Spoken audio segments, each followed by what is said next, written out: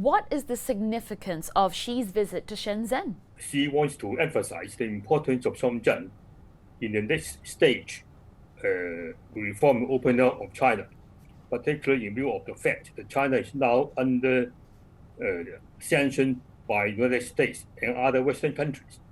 And China has to rely more on the internal market and on its own strength in innovation and technology to push China into another stage of development.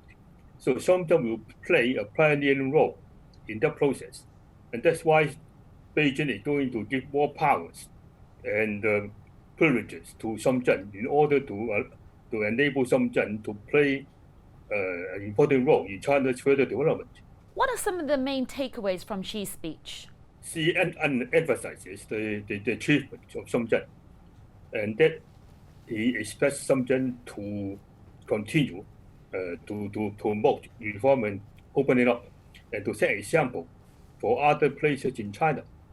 The other is that Beijing is going to give more powers to Shenzhen so that it can further develop itself to open up more areas for internal and external investment, as well as to promote more reform in the administration of Shenzhen, as well as in the development of the market mechanism of Shenzhen. The other point is that Beijing wants Guangdong and other provinces to support Shenzhen in its further development, and not to do anything to inhibit Shenzhen development. And then he also expects Shenzhen to work together with Hong Kong so that both sides can use their distinct advantages to promote themselves, as well as to promote the country's development.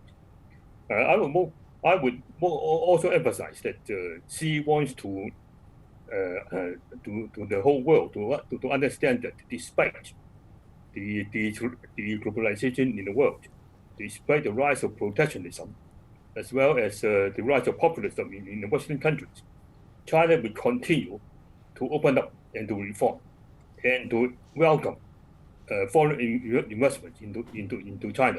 For someone like yourself who spends so much time studying the relationships between Hong Kong and Macau and Shenzhen, I want to ask you, how do you personally view the future of Shenzhen, the Special Economic Zone?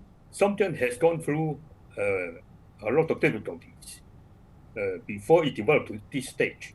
And in fact, by historical standards, it's a place which is a fishing village 40 years ago and has developed into a major metropolis in the world, specializing in innovation and technology.